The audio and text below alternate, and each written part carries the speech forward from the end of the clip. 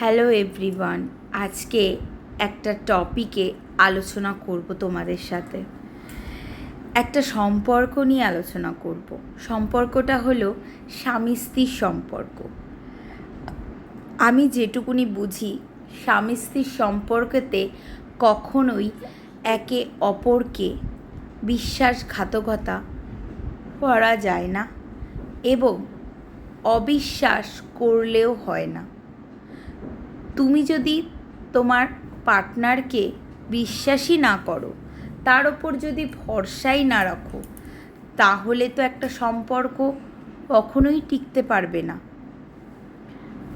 তোমাদের মাঝখানে তৃতীয় ব্যক্তি এসে যদি তোমাদের সম্পর্কটা ভেঙে দিতে পারে, তাহলে তোমাদের স্বামী স্ত্রীর সম্পর্কে কোনো জোরই নেই।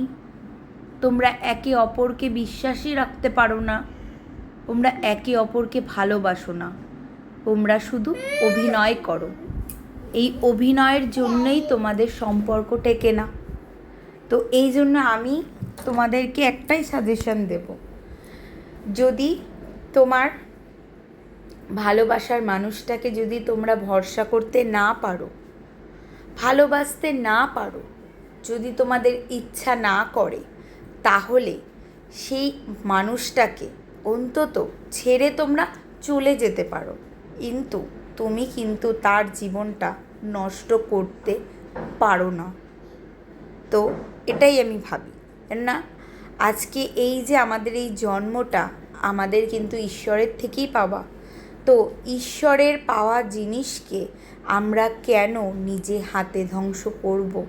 আমাদের কে দিয়েছে অধিকার? যতই তুমি তার স্বামী হয়ে যাও না কেন, বা যতই তুমি তার বউ হয়ে যাও না কেন, কাউকে মারার ক্ষমতা তোমাকে কেউ দেয়নি। সেটা ঈশ্বর বুঝবে তাকে কি করবে। তো এই জন্যই বলবো, রয়্যাল থাকো। চলো।